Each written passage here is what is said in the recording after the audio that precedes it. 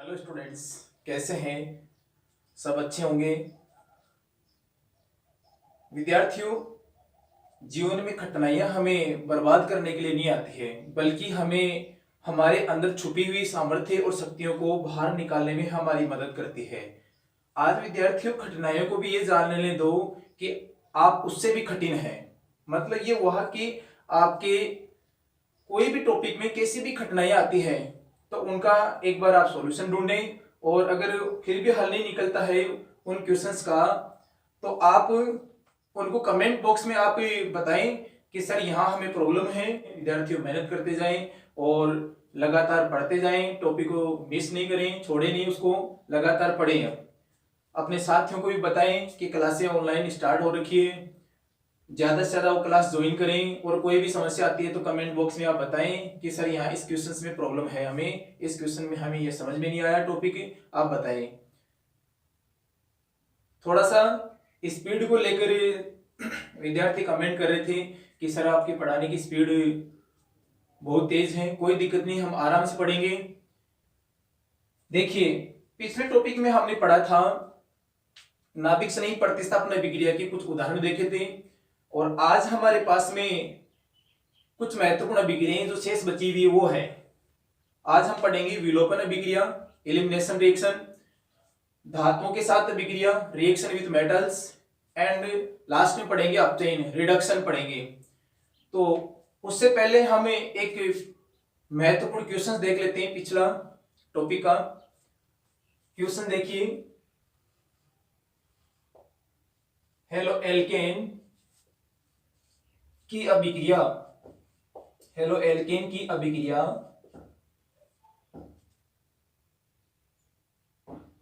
Potassium, halo alkane की अभिक्रिया potassium cyanide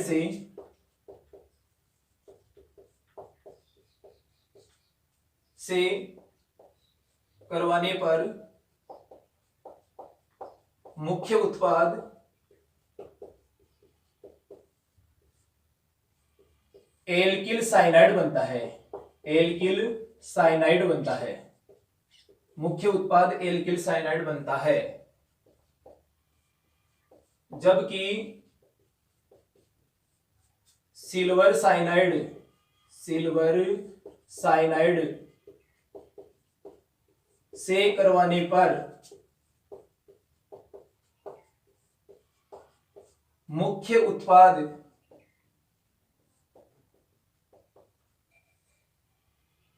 alkyl iso cyanide बनता है। एल्किल आइसोसाइनाइड बनता है, जबकि सिल्वर साइनाइड जिसको बोलते हैं एजीसीएन, एजीसीएन से करवाने पर मुख्य उत्पाद एल्किल साइनाइड बनता है। क्यों, ये पूछ रहा हमें क्यों बनता है ऐसा। भाई इसमें एल्किल साइनाइड बनता है पोटेशियम साइनाइड से विक्रिया करवाने पर, जबकि सिल्वर साइनाइड से विक्रिया करवाने पर एल्किल आइसोसाइनाइड बनता है। ऐसा क्यों? वेरी वेरी इंपॉर्टेंट क्वेश्चन है। देख इसका आंसर हम देखें क्वेश्चन का, तो एल्किल हैलाइड ध्रुवीय होता है, पोटेशियम साइनाइड जो होता है वो एक आयनिक यौगिक है, K+Cn- में टूट जाता है। कार्बन अपना एकांकी इलेक्ट्रॉन युग्म R+ को दान कर देता है, जिससे मुख्य उत्पाद एल्किल साइनाइड बनता है। मुख्य उत्पाद एल्किल साइनाइड बनता है। यहां कार्बन और कार्बन के बीच में CC बंध बनता है जो अधिक मजबूत होता है। तो कार्बन अपना एकांकी इलेक्ट्रॉन युग्म किसको दान कर देगा? R+ को दान कर देगा। वैसे नाइट्रोजन भी दान करता है, अगर नाइट्रोजन दान करता है तो CN बंध बनता है। कार्बन और नाइट्रोजन के बीच में CN बंध बनता है, वो दुर्बल होता है। तो हम क्या लिखेंगे इसमें? KCN एक आयनिक यौगिक है,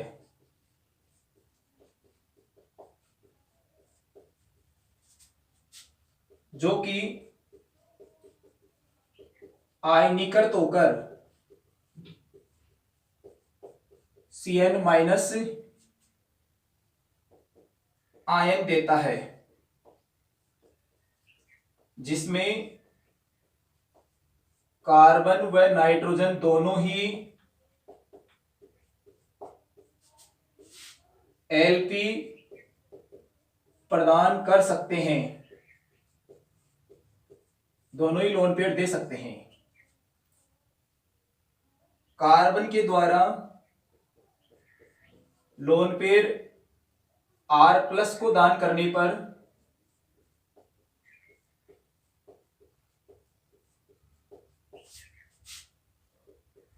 एल्किल साइनाइड मुख्य उत्पाद बनता है, मुख्य उत्पाद बनता है।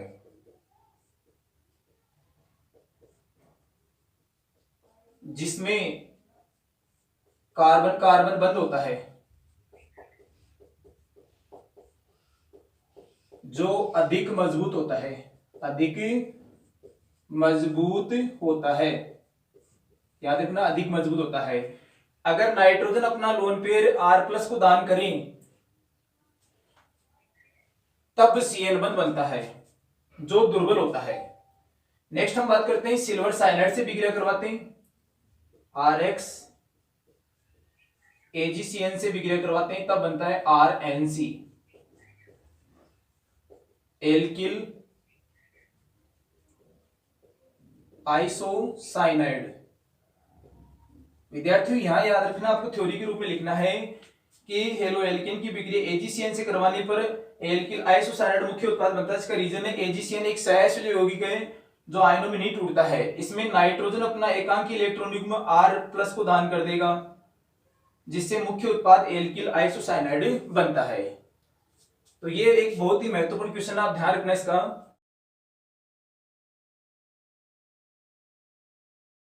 आज हमारे पास में है सेकेंड अभिक्रिया केमिकल प्रॉपर्टीज में विलोपन अभिक्रिया, विलोपन अभिक्रियाएं, विलोपन अभिक्रियाएं। देखिए विलोपन अभिक्रिया में क्या होता है, यहां पर अभिक्रिया एल्किल हैलाइड की अभिक्रिया, एल्किल हैलाइड की विक्रिया एल्कोहलिक KOH की उपस्थिति में करवाते हैं। एल्कोहल मिला हुआ पोटेशियम हाइड्रोक्साइड ले लेते हैं की उपस्थिति में करवाते हैं।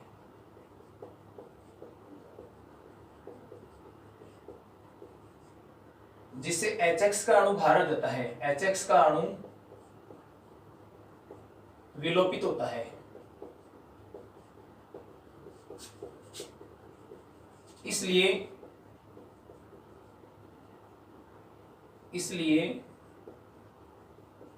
इसे विहाइड्रो हेलोजनीकरण भी कहते हैं, विहाइड्रो हेलोजनीकरण भी कहते हैं। याद रखना क्या कहेंगे इसको, विहाइड्रो हेलोजनीकरण भी कहते हैं। इसमें जो हाइड्रोजन जाएगा HX के रूप में, हाइड्रोजन बीटा हाइड्रोजन का विलोपन होता है। इसमें बीटा हाइड्रोजन का विलोपन होता है।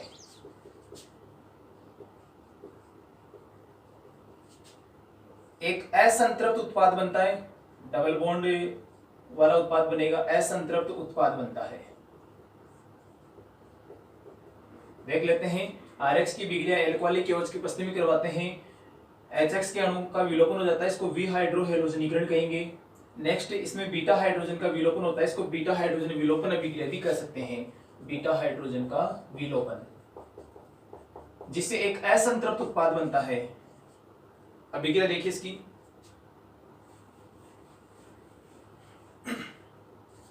हम ले लेते हैं यहां पर एल्किल हैलाइड ले लेते हैं।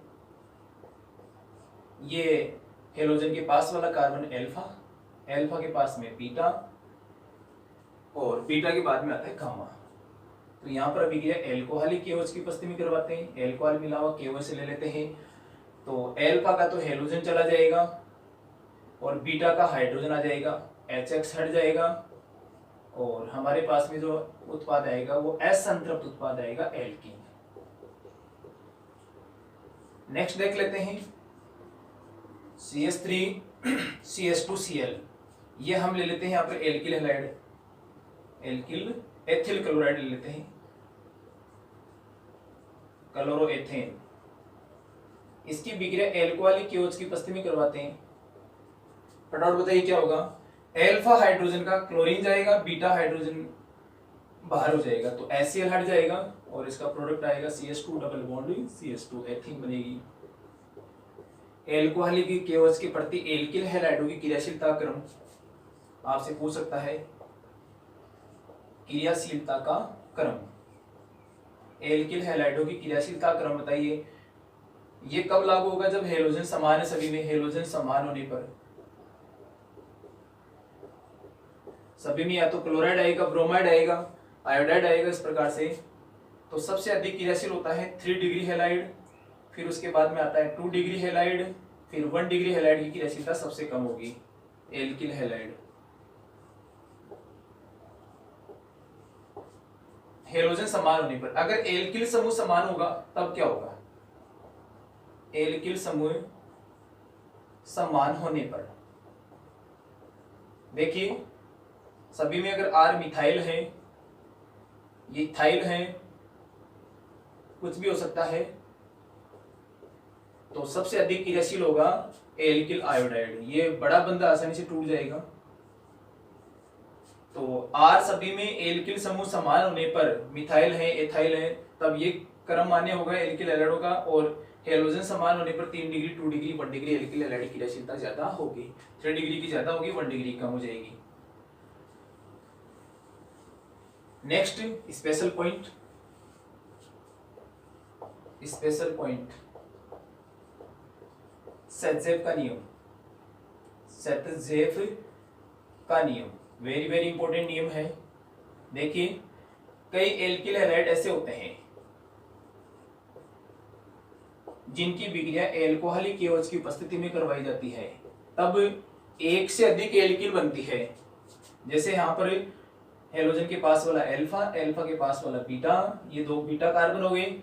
अब इसमें एक से अधिक एल्किल बनेगी। सबसे पहले देखिए हेलोजन यहाँ से और एल बीटा का हाइड्रोजन यहाँ से चला जाएगा, HBr बनेगा। तो इसका प्रोडक्ट क्या आने वाला है? CH3 CH double bond CH CH3 2 butene. एक प्रोडक्ट ये आ जाएगा हमारे पास में, बीटा यहाँ से जाएगा हाइड्रोजन और हेलोजन यहाँ से चला जाएगा HBr के रूप में। तो इसका प्रोडक्ट क्या आएगा? CH3 CH2 CH और यहाँ का H हट गया CH2, ये आ जाएगा 1 ब्यूटीन। अब इनमें से देखिए मेन प्रोडक्ट कौन सा है? मेन प्रोडक्ट होगा ये 81% हो जाएगा और ये 19% हो जाएगा मुख्य उत्पाद। कैसे? सेटजेफ का नियम से हम बता सकते हैं। सेटजेफ का नियम आप लिखेंगे, जब किसी एल्किल हैलाइड का बीटा विलोपन होता है तब एक से अधिक एल्किन बनती है, तो वो एल्किन ज्यादा स्थायी होती है जिसमें डबल बॉन्ड वाले कार्बन से अधिक एल्किल समूह जुड़े होते हैं। इसको बोलते हैं सेटजेफ का नियम। वो एल्किन अधिक स्थायी होती है जिसमें डबल बॉन्ड वाले कार्बन से अधिक एल्किल समूह जुड़े होते हैं। इसको हम बोलेंगे सेटजेफ का नियम। जब किसी एल्किल हैलाइड की विक्रिया एल्कोहलिक KOH की उपस्थिति में करवाते हैं तब एक से अधिक एल्किन बनने की संभावना हो, तो वह एल्किन अधिक स्थायी होगा जिसमें द्विबंध वाले कार्बन से अधिक एल्किल समूह जुड़े होते हैं। तो इसका ध्यान रखना, ये स्पेशल पॉइंट है सेटजेफ के नियम का।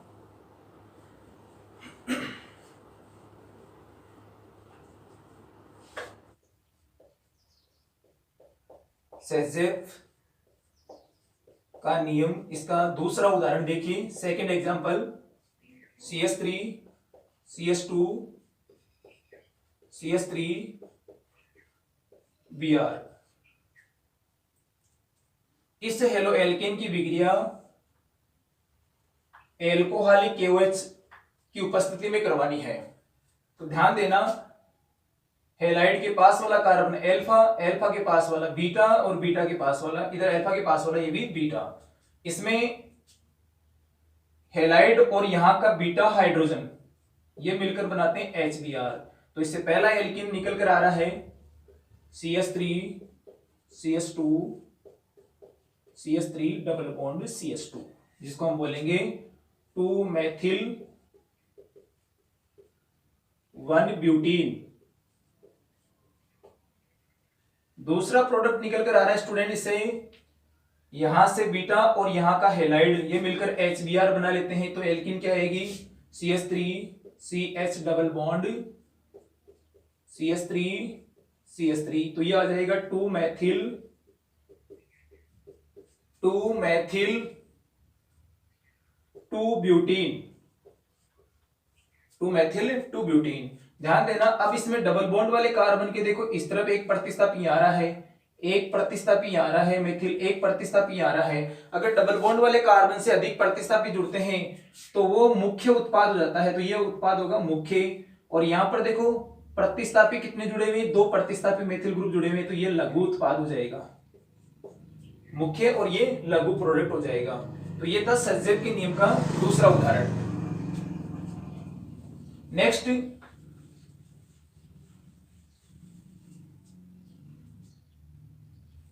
थर्ड रिएक्शन हमारे पास में आती है धातुओं से विक्रिया। धातुओं से क्रिया। सबसे पहले रिएक्शन सोडियम के साथ, सोडियम के साथ अभिक्रिया। देखिए एल्किल हैलाइड की विक्रिया सोडियम से करवाते हैं शुष्क ईथर की उपस्थिति में। शुष्क ईथर की उपस्थिति में एल्किल हैलाइड की विक्रिया सोडियम से करवाते हैं, तब हमें दुगने कार्बन वाली उच्च एल्केन प्राप्त होती है।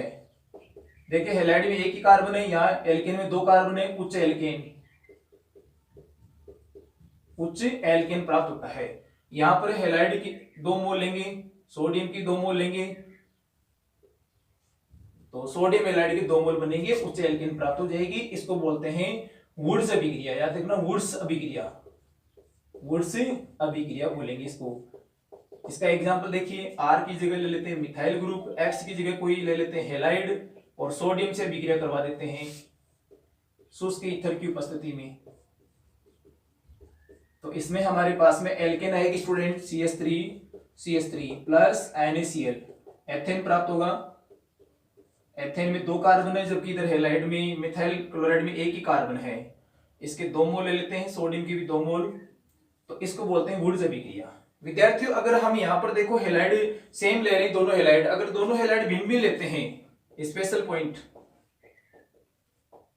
दोनों हैलाइड भिन्न भिन्न ले लेते हैं, RX एक को ले लेते हैं R-X, और अभिक्रिया सोडियम से करवाते हैं शुष्क ईथर की उपस्थिति में, शुष्क ईथर की उपस्थिति में सोडियम से करवाते हैं। ध्यान देना सोडियम से रिएक्शन करवाते हैं, सबसे पहले ये R खुद के, ये R स्वयं से रिएक्शन करेगा, एक एल्केन ये आ जाएगा, ये R स्वयं से रिएक्शन करेगा तो एक एल्केन ये आ जाएगा, और ये R इस R से रिएक्शन करेगा तो एक एल्केन ये आ जाएगा।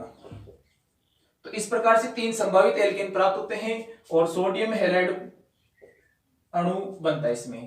तो 3 संभावित एल्केन याद रखना, इसको बोलते हैं मिश्रित वुड्स अभिक्रिया, मिश्रित वुड्स अभिक्रिया बोलेंगे इसको, याद रखना मिश्रित वुड्स अभिक्रिया। नेक्स्ट लेते हैं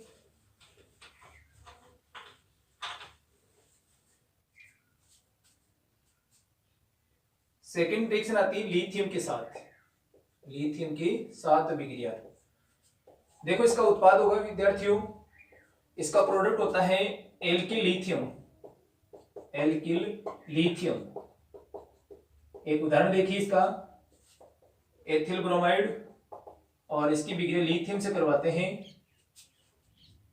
तो यहां बनता है एथिल लिथियम बनता है, एथिल लिथियम बनता है, साथ में लिथियम ब्रोमाइड बनता है। अभिक्रिया को संतुलित करते हैं, एथिल लिथियम, अभिक्रिया को संतुलित करते हैं तो लिथियम के 2 मोल लेते हैं। नेक्स्ट थर्ड नंबर पर जिंक के साथ अभिक्रिया, जिंक के साथ, देखिए जिंक के साथ इसका उत्पाद होता है di alkyl zinc, di alkyl zinc होता है उत्पाद इसका, R2ZN, जिसको बोलते हैं फ्रैंकलैंड अभिकर्मक। याद रखना फ्रैंकलैंड अभिकर्मक बोलते हैं। फ्रैंकलैंड अभिकर्मक का सूत्र पूछें तो R2ZN होता है, डाई एल्किल जिंक।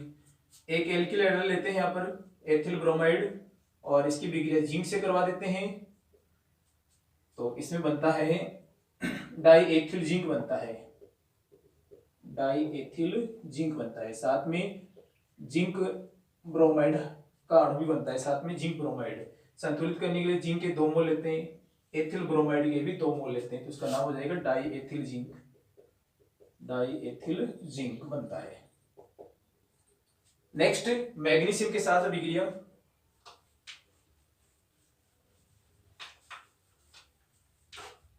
मैग्नीशियम के साथ, मैग्नीशियम के साथ अभिक्रिया करवाते हैं तो उसका उत्पाद होगा अभिक्रिया का alkyl magnesium halide, alkyl magnesium halide RMgX बनेगा, जिसको बोलते हैं गिरन्यार अभिकर्मक। याद रखना, गिरन्यार अभिकर्मक का सूत्र RMgX। अभिक्रिया करवाते हैं, देखो RX की मैग्नीशियम से करवाते हैं, शुष्क ईथर ले लेते हैं, शुष्क ईथर ड्राई ईथर की उपस्थिति में अभिक्रिया करवाते हैं तो बनेगा RMgX बनेगा, RMgX। R की जगह मिथाइल ग्रुप ले लेते हैं, X की जगह ले लेते हैं आयोडाइड, प्लस इसकी अभिक्रिया मैग्नीशियम से करवा दो शुष्क ईथर की उपस्थिति में तो बताइए क्या होगा, CH3Mgi methyl magnesium iodide, methyl magnesium iodide, ये बनेगा इसका product, methyl magnesium iodide. Ethyl bromide की अभिक्रिया मैग्नीशियम से करवा दो शुष्क ईथर की उपस्थिति में तो क्या बनेगा, एथिल मैग्नीशियम ब्रोमाइड बनेगा, एथिल मैग्नीशियम ब्रोमाइड। याद रखना अभिक्रिया very very important reaction. Next लेते हैं, नेक्स्ट अभिक्रिया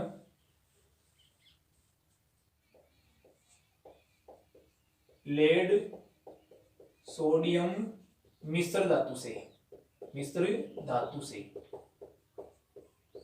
अभिक्रिया करवाते हैं तो एथिल ब्रोमाइड, इसकी अभिक्रिया लेड सोडियम मिश्र धातु से करवा देते हैं तब हमें प्राप्त होता है टेट्रा एथिल लेड प्राप्त होता है, साथ में सोडियम ब्रोमाइड बनता है, साथ में लेड धातु प्राप्त होती है, tetra ethyl lead, tetra ethyl lead प्राप्त होता है, शॉर्ट में बोलते हैं TEL, TEL। याद रखना एथिल हैलाइड की अभिक्रिया सोडियम लेड मिश्र धातु से करवाते हैं तब टेट्रा एथिल लेड प्राप्त होता है।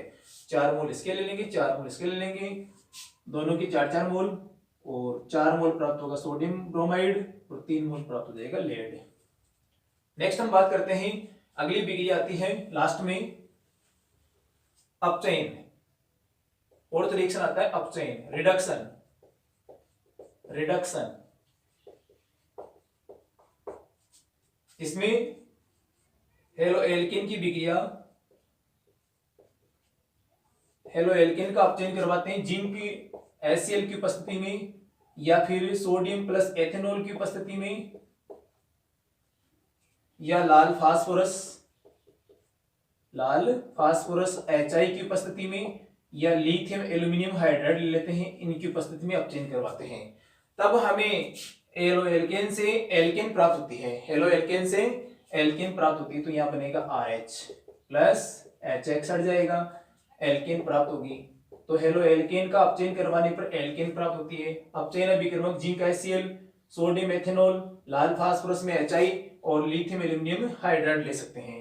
R की जगह मिथाइल ग्रुप ले लेते हैं या इथाइल ग्रुप ले लो, X की जगह क्लोरीन रख दो, अपचयन करवाते हैं तो यहां प्राप्त होगा ethane plus HCl। Next methyl chloride, इसका अपचयन करवाते हैं, इनमें से कोई भी एक अपचायक मिल जाएगा आपको, अपचायक अभिक्रमक तो यहां प्राप्त होगा CH4HCl, मीथेन प्राप्त होगा। नेक्स्ट टॉपिक में हम पढ़ेंगे स्टूडेंट्स डाई हेलोजन व्युत्पन्न, ये थे मोनो हेलो एल्केन। अगला टॉपिक आएगा हमारे पास में डाई हेलोजन व्युत्पन्न जो हम नेक्स्ट टॉपिक में पढ़ेंगे। स्टूडेंट्स कल के टॉपिक में एमीन के निर्माण में हेलो एल्केन में हमारे पास में थोड़ा सा त्रुटि हो गया था और इसमें कई कमेंट्स में देखने को मिले कि सर इसमें ऐसा बनेगा। ध्यान देना, अगर हम हेलो एल्केन के साथ में अमोनिया से रिएक्शन करवाते हैं तो अमोनिया का अधिक्य करते हैं तब ऐसा लिखना है अमोनिया का अधिक्य करने पर 1 डिग्री एमीन बनेगा ज्यादा, और अगर एल्किल हैलाइड का अधिक्य करते हैं तो 1 डिग्री 2 डिग्री 3 डिग्री एमीन साथ में चतुष्क अमोनियम लवण बनता है। तो इसको आप ठीक करना, वहां थोड़ा सा त्रुटि हुआ था, त्रुटि हो सकती है, ये मानवीय मशीन है ध्यान देना। तो कई जगह त्रुटि हुई है तो उसको आप ठीक कर लेना। धन्यवाद।